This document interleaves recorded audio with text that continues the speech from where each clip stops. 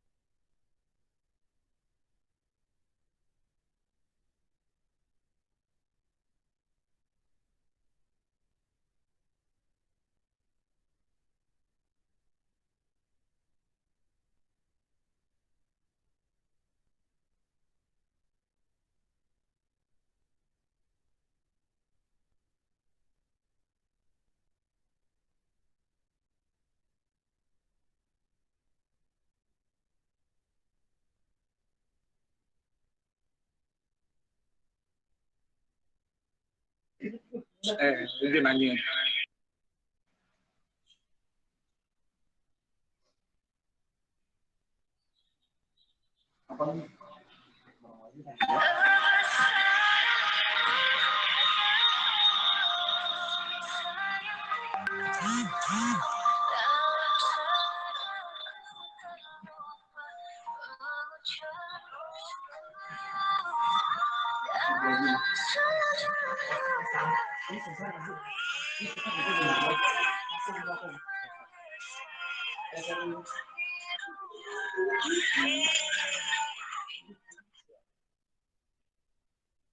Itu ada ya?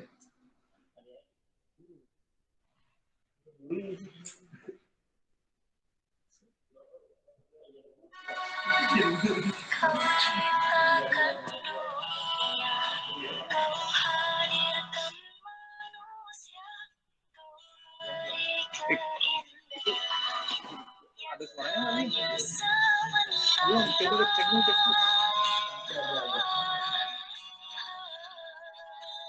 Di laptop itu nggak?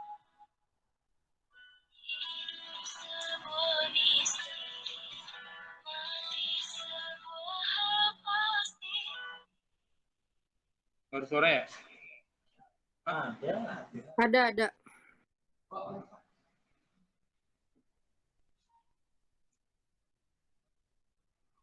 Oke, teman-teman, coba kita diskusikan perihal 2 video yang sudah saya tampilkan tadi. Itu berhubungan dengan prenatal dan neonatal. Coba silakan didiskusikan.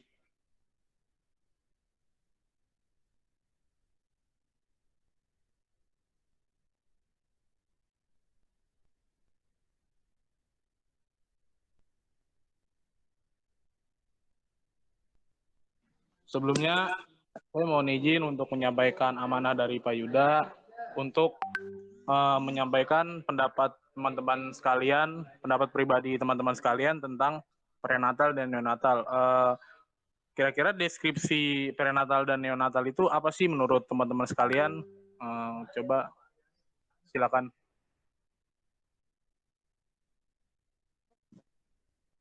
Assalamualaikum warahmatullahi wabarakatuh. Dari beberapa sumber yang saya baca, prenatal dari awal sel telur menjadi zigot sampai lahir.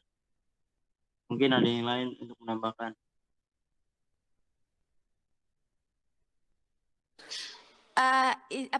Izin menjawab, kalau Pranatal itu kayak sebelum lahir, jadi periode awal perkembangan manusia yang dimulai sejak konsepsi, yaitu ketika ovum wanita dibuahi oleh sperma laki-laki sampai dengan waktu kelahiran seorang bayi atau bayinya itu deh pokoknya. Terus kalau neonatal itu merupakan pemulaan atau periode awal keberadaan sebagai individu dan bukan sebagai parasit dalam tubuh. Jadi neonatal itu kayak masa bayinya gitu. Kalau yang pranatal itu sebelum lahir, kalau misalnya neonatal itu masa bayinya. Oke, makasih. Mau nanya dong. Boleh gak sih? Apa diskusi dulu?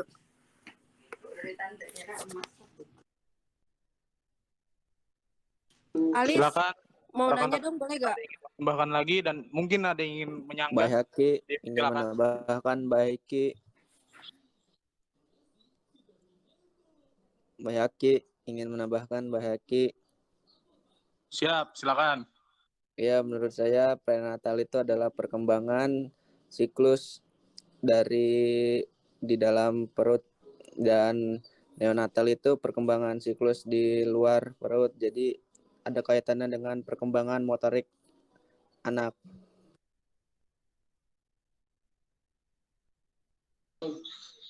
Oke, izin bertanya dong kepada rekan-rekan, mungkin ada yang bisa menjawabnya. Ketika proses prenatal dari zigot, itu kan kayak dari gumpalan darah gitu ya, dari zigot kemudian lama-lama membentuk bayi seperti itu ya. Kira-kira ada pergerakan nggak sih di dalam perutnya itu, dalam perut si ibunya itu? Terima kasih, mungkin ada yang bisa menjawabnya. Izin menjawab, boleh? Ya, Dew, silakan.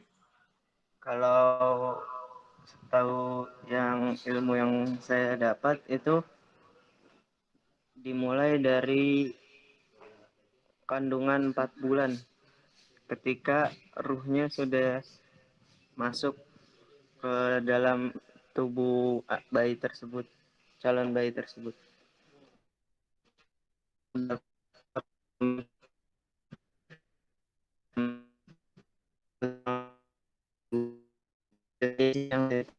Terima kasih.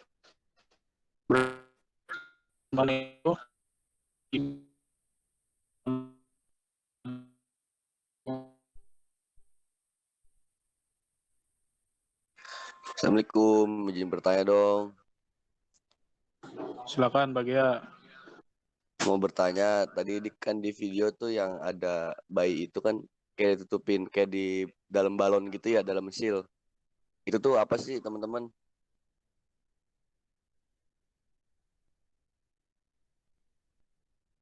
Izin menjawab untuk Bagia. Boleh gak sih? Boleh, silakan. Setahu saya, itu tuh yang menyelimuti bayinya itu lupa, bentar. Kenapa tuh bayinya? Mau menambahkan, boleh nggak? Boleh kan? Silakan. Ketuban. Ya, jadi itu ya air ketuban yang Bagia tanyakan itu namanya air ketuban.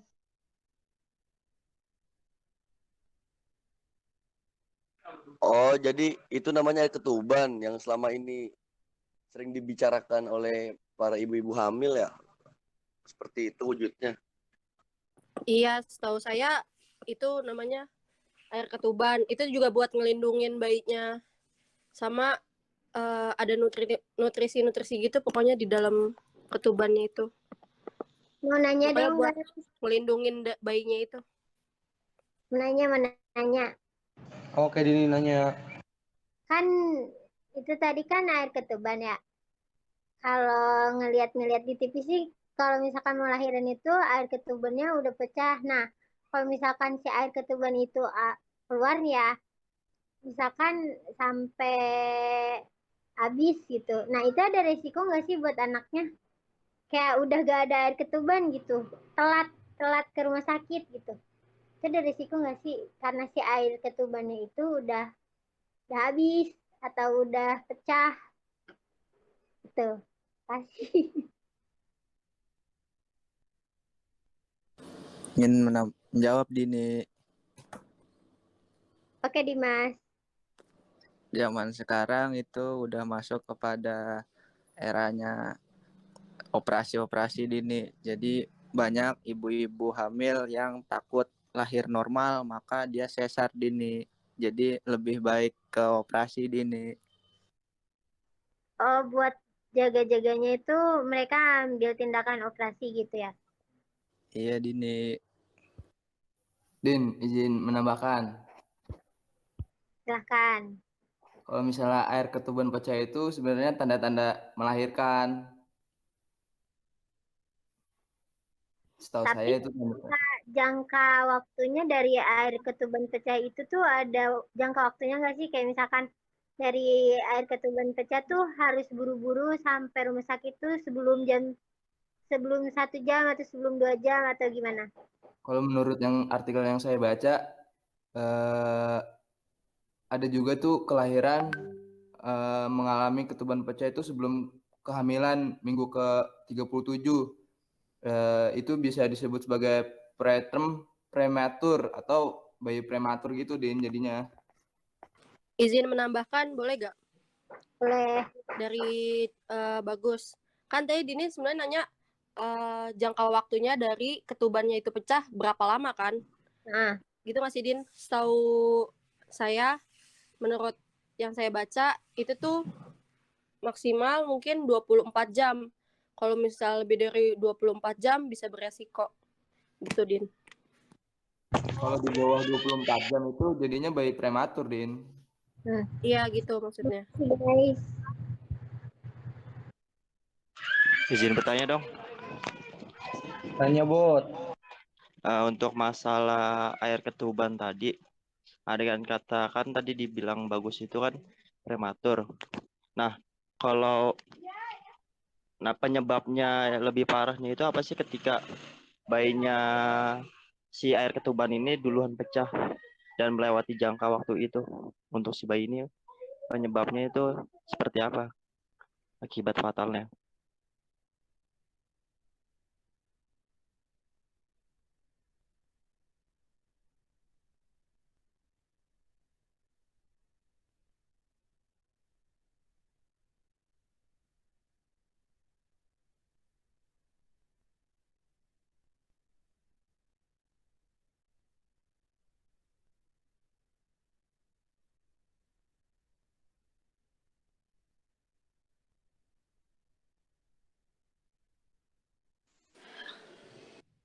Kan masih Izin bisa Bot.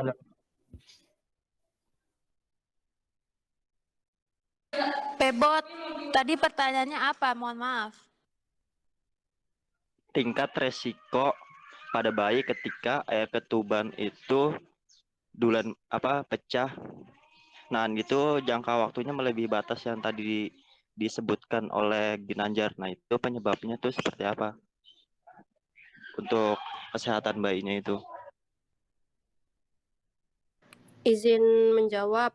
Sebenarnya nggak tahu, saya belum tahu pastinya gangguan janinnya tuh gimana. Pokoknya kalau misalnya melebihi batas, itu pokoknya janinnya akan ada gangguan gitu, gangguan janin. Tapi untuk pastinya gangguannya itu apa, saya belum tahu. Mungkin teman-teman ada yang tahu dan ingin menambahkan. Izin menjawab ya. Itu tuh Kematian. bisa apa? Ya bisa. Ginanjar kan gue mau jawab. Ya bisa menyebabkan kematian janinnya. Gantian atau Jadi anaknya kayak keracunan gitu. Dia minum janinnya terus, minum air ketubannya terus. Jadi bisa keracunan terus bisa meninggal. Iya, soalnya pas mama gua ini juga hamil adik gua kayak gitu tuh. Kan awal-awalnya keluar flek-flek gitu kan tuh ya. Itu tuh katanya inian tuh salah satu air ketuban harus segera tuh kalau udah kayak gitu jadi tunda-tunda. Pokoknya air ketuban pecah itu misalnya sebelum usia kehamilan 23 minggu itu ya resikonya kematian. Paru-paru janin itu kemungkinan tidak akan berkembang dengan baik. Jadi si bayi itu tidak bisa berkembang lagi.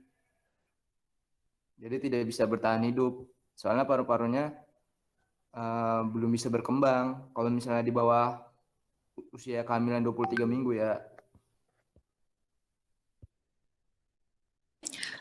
Bisa apa kalau misalnya anaknya lahir sebelum 24 minggu terus anaknya berhasil hidup tuh beresiko mengalami gangguan perkembangan atau kayak penyakit paru-paru kronis terus lumpuh otak gitu loh. Iya, jadi prematur juga kan resikonya gede tuh. Ada yang normal, itu kan berapa persennya pasti lebih sedikit kalau prematur itu. Mau nanya lagi. Habis Dini mau nanya. Mau nanya dong, mau nanya. Habis gua ya.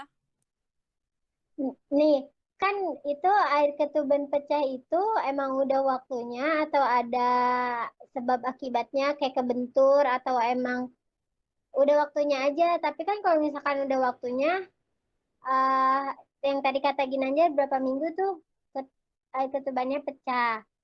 Nah, itu tuh kalau air ketuban pecah ada gimana ya jelasinnya? Ada penyebabnya. Gitu. Karena kebentur, karena makan apa gitu. Penyebabnya itu biasanya infeksi di rahim, kantung ketuban, layar rahim, atau di vagina. Kemudian kehamilan kembar itu volume cairannya itu ketuban biasanya terlalu banyak. Terus kebiasaan ibu hamil merokok, menggunakan narkoba saat hamil itu bisa menyebabkan ketuban pecah. Kemudian riwayat ketuban pecah pada kehamilan sebelumnya. Jadi dia sebelum kehamilan yang kedua, kehamilan pertama juga mengalami ketuban pecah. Terus peradangan pada vagina selama melahirkan, selama hamil. Jadi vagina itu selama hamil itu ada pendarahan. Terus kemudian indeks massa tubuh ibu hamil yang rendah. Nah, itu dapat menyebabkan ketuban pecah. Kemudian tekanan darah tinggi maupun kadar gula darah yang tidak terkontrol. Jadi hati-hati kalau misalnya yang perempuan punya darah tinggi sejak dini atau punya penyakit gula darah sebelum masanya. Kemudian jarak antar persalinan yang terlalu dekat atau terlalu jauh. Kemudian yang terakhir operasi dan biopsi serviks. Itu sih Din yang menyebabkan ketuban pecah dini. Oke, siap. Makasih, bagus. Mau nanya guys, to all. Kan dari tadi kita bahas soal ketuban. Dan setahu saya ada lagi yang melindungi bayi itu bantalan. Kalau nggak salah nama plasenta. Nah, plasenta tuh gunanya apa? Atau sama kayak ketuban atau plasenta beda lagi dari ketuban? Untuk teman-teman apa ada yang tahu dari plasenta itu apa? Ingin menjawab Astrid. Boleh Dimas. Plasenta itu bungkusan Astrid. Jadi sama aja kayak ketuban, Mas? Apa gimana? Ketuban airnya, plasenta itu bungkusnya. Oh, oke. Izin bertanya dong. Pada saat mengandung kan janin itu terbungkus plasenta ya. Lalu plasenta itu kalau nggak salah isinya ada air ketuban. Nah, cara bernapas janin itu seperti apa ya? Kan itu janinnya kelelep air. Makasih.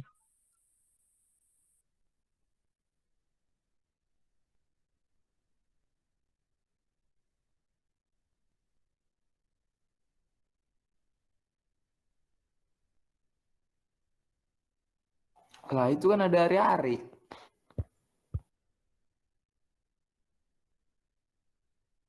Jadi dia napasnya lewat area-area Jar ya. Itu bagaimana caranya Jar?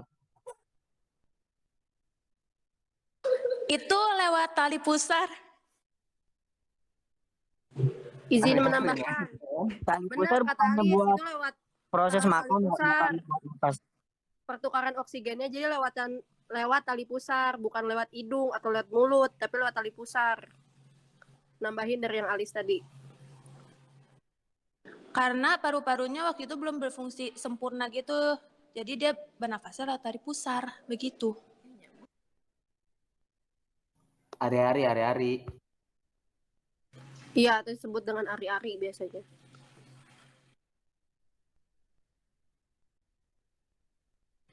Tadi kayak Fajrul mau nanya dah. Saya dong mau nanya lagi.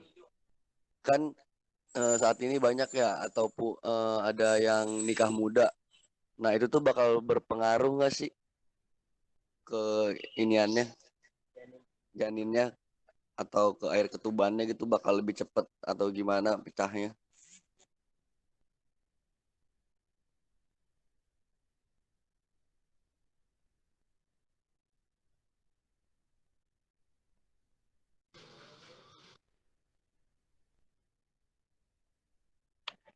Izin menjawab,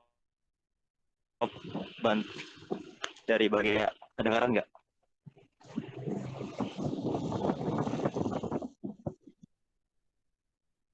Kedengeran Febianto? Jadi kalau dalam masa kehamilannya itu dia dalam usia muda, itu sangat berpengaruh pada janin itu tersebut, karena kenapa? Karena pada usia muda ketika dia sudah mengandung, melahirkan, nah itu tuh janin itu dia belum terlalu kuat untuk menampung si zigot itu sendiri, jadinya tuh bakalan ada sebab akibatnya nanti itu sendiri, entah apa, keguguran atau seperti kelemahan janin itu sendiri, kurang lebih seperti itu sih. Yang lain juga ini yang menambahkan. Boleh nanya lagi gak? Mau nyinggung yang pertama tadi yang prenatal sama neonatal, boleh gak sih, Bey? Apa lanjut? Enggak. Alis. Boleh. Kan tadi prenatal itu kalau nggak salah dari zigot ya? Dari awal pokoknya sampai apa sih batasannya? Sampai anaknya baru lahir? Soalnya tadi mau nanyanya gini, yang video tadi itu kan itu anak benar-benar baru keluar, itu masuknya ke prenatal atau neonatal? Dari dia benar baru brojol gitu, itu masuknya kemana? Soalnya tadi ada yang ngomong prenatal. Izin jawab, itu sampai dia masuknya ke neonatal. Oh, berarti itu udah masuk ke neonatal, bukan prenatal lagi? Kan kalau Iya, prenatal karena dia itu sudah lahir. sebelum lahir. Kan kalau neonatal itu masa bayi. Jadi tuh baru oke, brojol itu udah bayi tuh.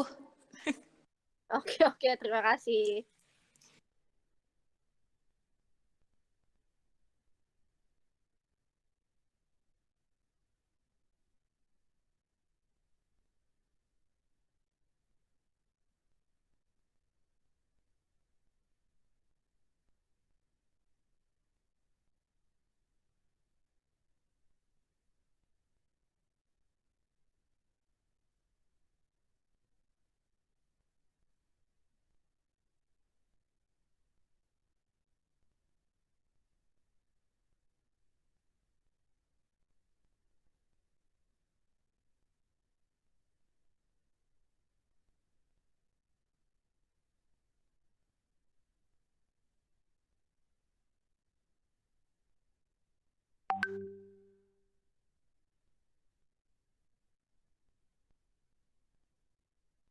Izin bertanya dong, Bay Haki.